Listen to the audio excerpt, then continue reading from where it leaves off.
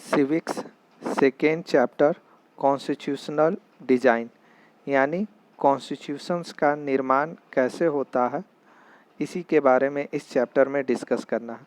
सबसे पहले अगर डिस्कस करें तो इस चैप्टर में हम लोग डिस्कस करेंगे कि व्हाट इज़ कॉन्स्टिट्यूशंस, कॉन्स्टिट्यूशंस क्या है, why do we need constitutions, constitutions हमें ज़रूरी क्यों है, और कॉन्स्टिट्यूशंस का फॉर्मेशन कैसे होता है। इन तमाम तरह के प्रश्नों को हम लोग इस चैप्टर में डिस्कस करेंगे जो कॉन्स्टिट्यूशन से रिलेटेड होंगे। कॉन्स्टिट्यूशंस का मतलब होता है संविधान। संविधान कहने का मतलब कि एक नियम कानून की ऐसी व्याख्या वाली प्रति या किताब जिससे किसी भी कंट्री को रन कराया जाता है। यानी हम कह सकते हैं constitution is a set of rules and regulations which help to run any government. यानी किसी भी सरकार को चलाने के लिए जो नियम कानून की ज़रूरत पड़ती है उसे ही हम कॉन्स्टिट्यूशंस यानी संविधान कहते हैं।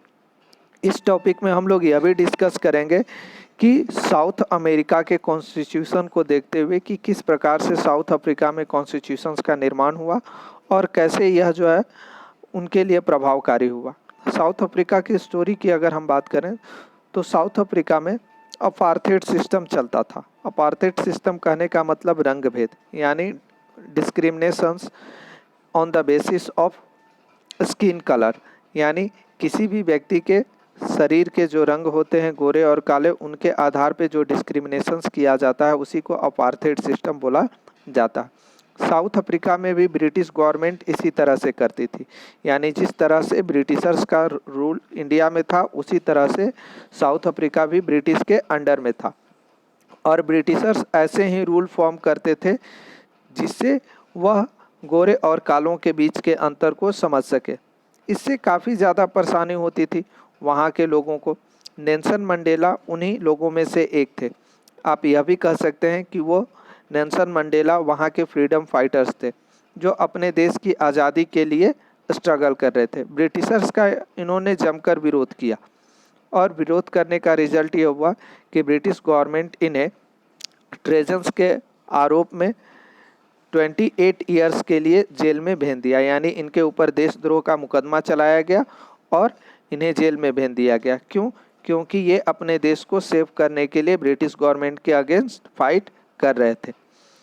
लेकिन ऐसा नहीं है कि इनके जेल में जाने के बाद स्ट्रगल जो है वो शांत हो गया। स्ट्रगल कंटिन्यू चलता रहा और यह स्ट्रगल लंबे समय तक चलता रहा।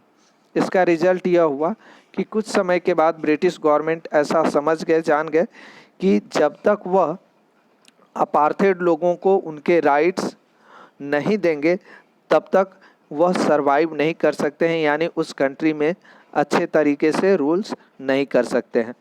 जो भी इनके साथ भेदभाव किया जाता है उन सभी भेदभाव को समाप्त करना होगा।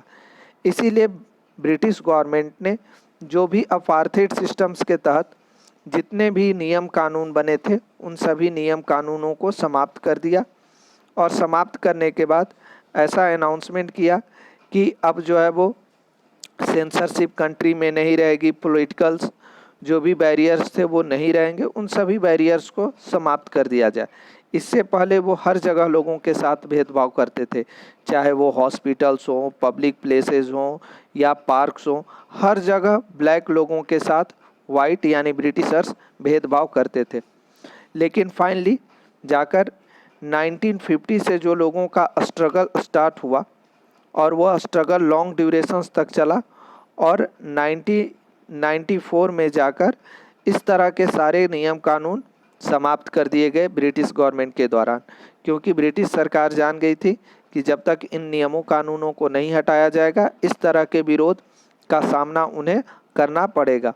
और फाइनली 1994 के बाद ही साउथ अफ्रीका का कॉन्स्टिट्यूशंस बनना प्रारंभ हुआ।